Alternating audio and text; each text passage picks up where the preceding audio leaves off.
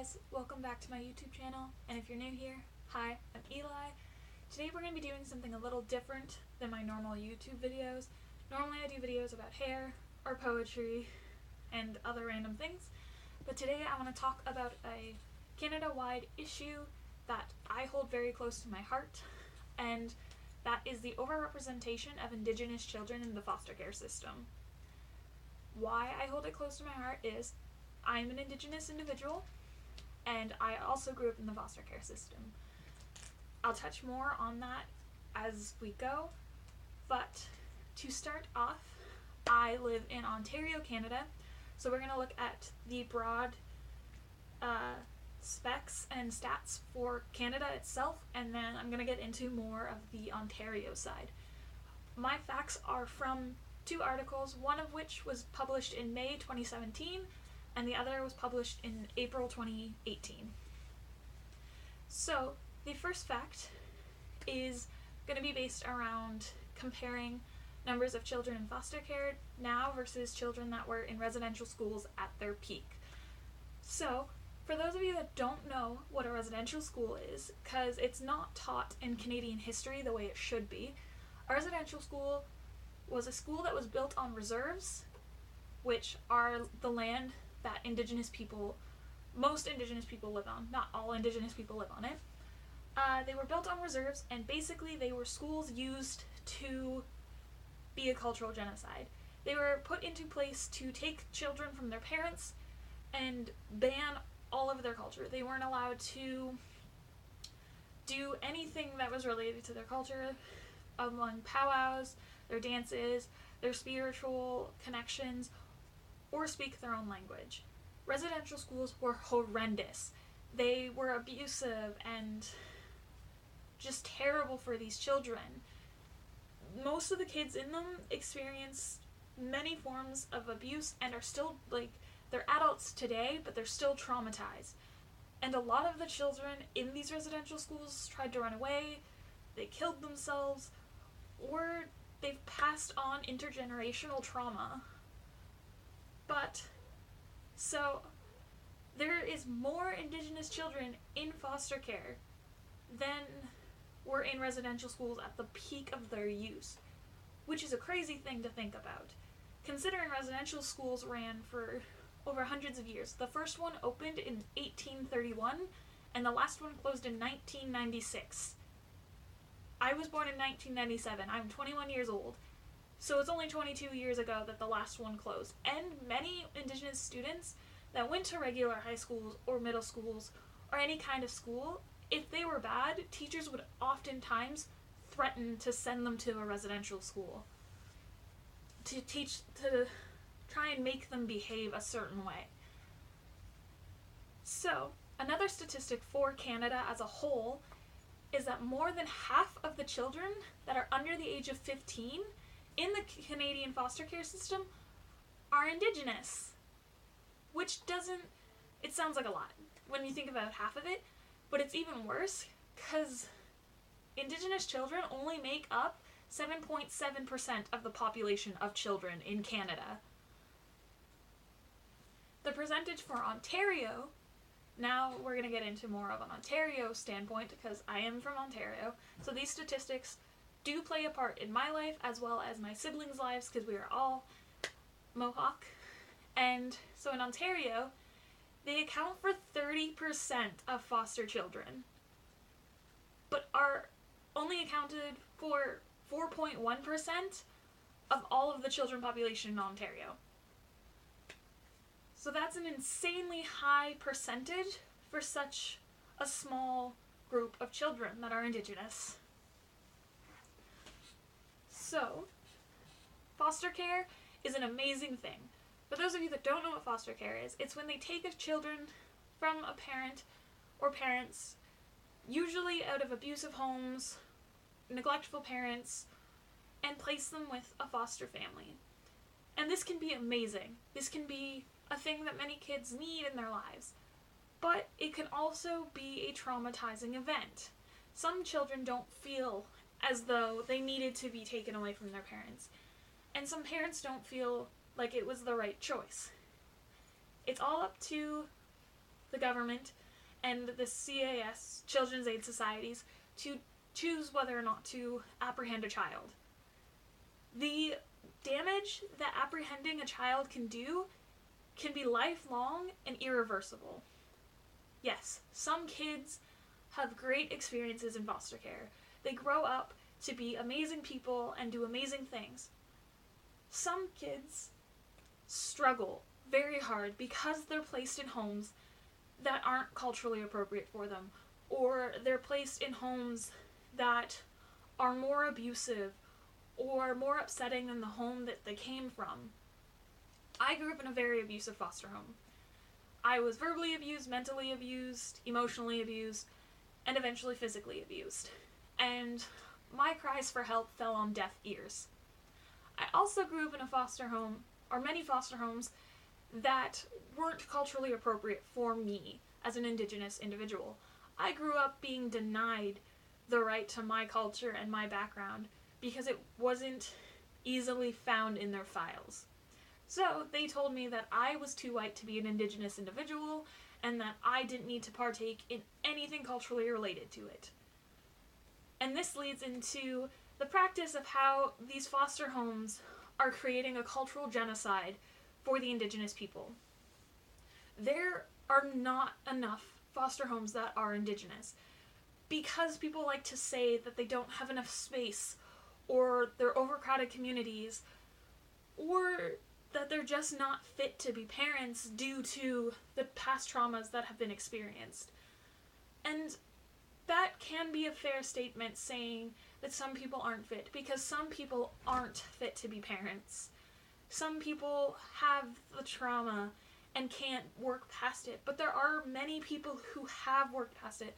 There are many people who didn't ever experience these traumas and they're still taking the children away. And they're placing them with foster homes that don't fit their culture, which is okay as long as they're being placed with a family that is willing to learn their culture, willing to still embrace the child's culture as well as having their own. It's when children are placed in foster homes of a different religion or cultural background and the parents refuse to let the children be who they are. That creates a sense of loss and a sense of confusion because children know. We are taking kids that are too young to know to about 15 years old that would understand that they had this culture and now they don't. These children are being denied their right to have a powwow or seek, traditional medicine from a healer. They have the right to go see an elder and have traditional ceremonies and sweat lodges and everything that makes them who they are. But when you place them in a home that denies that, that child is losing a piece of themselves. And they oftentimes feel lost. And they grow up wondering why they're so different than these people that they live with.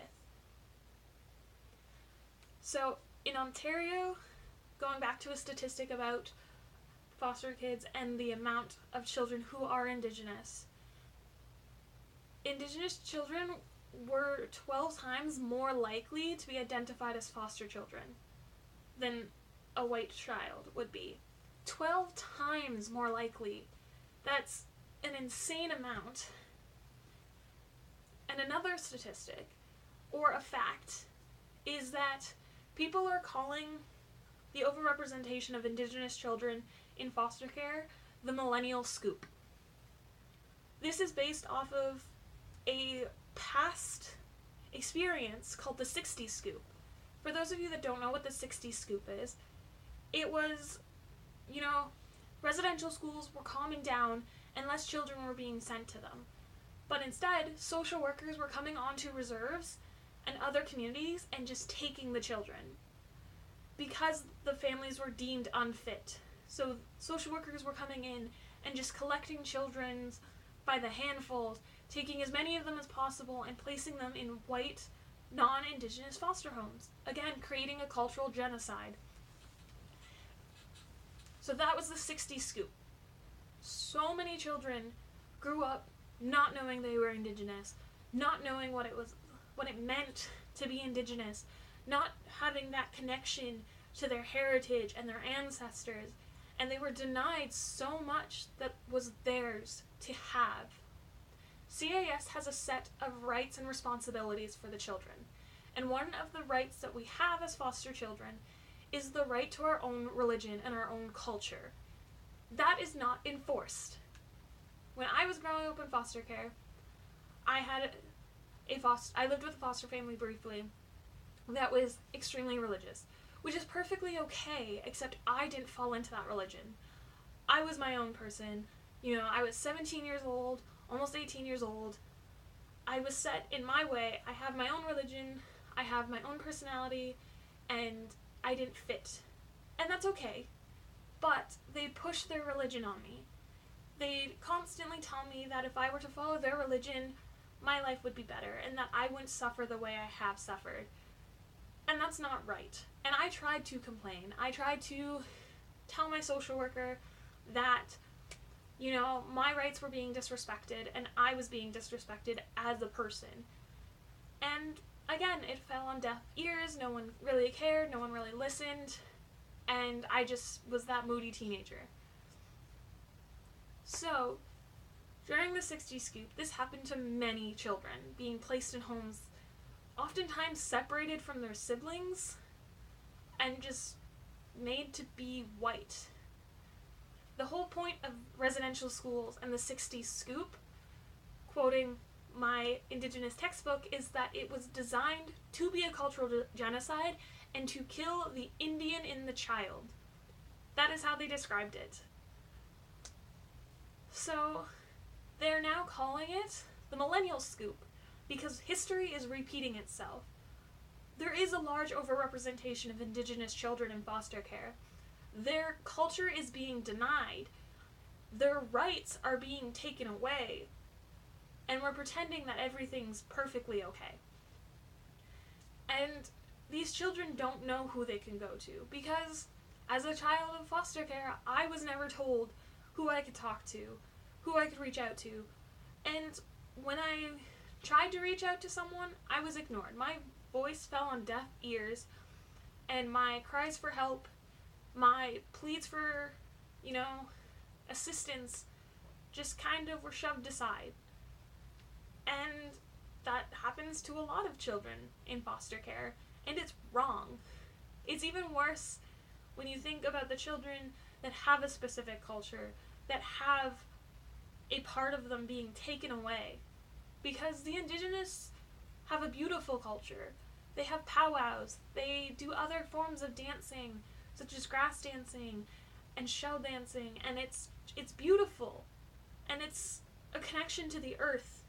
And, we have a connection to things that oftentimes other people don't think to stop and look at. And, we have a connection to the sky and the water and the earth and everything around us, because we understand that those are valuable things in our lives. Back in the 1900s and everything else, things were built out of the ground. When you killed an animal, you used every piece of it. And when you built a drum, you'd use its hide. And if you had moccasins, you'd use the hide of an animal. You'd eat it. You'd use its bones to make anything you needed to. And you acknowledged the fact that this animal had died so that you could survive.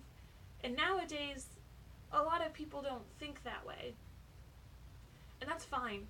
Everyone is entitled to think their own thoughts and have their own views and their own religion and their own culture. But that means that the children in foster care also have that right, and that they shouldn't be denied who they are and where they come from just because someone deemed that it wasn't the right place. Just because someone deemed that it would be a better option to kill the Indian in the child, or to the people that thought, let's place this culturally rich child with a family who doesn't support it. So just think, all these children are overrepresented. And it's not just Indigenous children. Black youth are also overrepresented in the population of the child welfare system. And oftentimes these kids are pushed aside and forgotten about. You know, they're children. It doesn't matter if they're black, white, Indigenous, Asian. It doesn't matter. They're children. And their needs and their, rights and feelings should all be more important than whether one religion is better than the other, whether one culture is more superior than the other. It shouldn't matter. All that should matter is the happiness of the child and the right the child has to their own culture and to their own sense of self that we oftentimes are getting denied in the foster care system. So please, just take a moment and consider the fact that we are still killing a culture. That we as a whole country are denying the facts that residential schools happened, that the 60s scoop happened, that the millennial scoop is happening. We try to deny the facts that we have almost repeatedly tried to kill a complete culture, that we have tried to ignore the rights and everything that these people deserve. Because Indigenous people are of a different culture, but they're still humans. Whether they're children or teenagers or adults, they are humans and deserve the same basic human rights as everyone else. So I hope that you have learned something from this video and that you will take the time to have watched it, and just remember that the children in the foster care system will get ignored a lot of the time. They will be forgotten about, and some of them will be abused, and it's horrendously sad. But these children, again, whether black, Caucasian, Indigenous, Asian, any of these children can experience abuse and neglect, but they're resilient. All of the children are resilient. And as long as we remember that they deserve the same human rights as everyone else, they'll thrive. Thank you for watching. Have a great day, guys. Bye.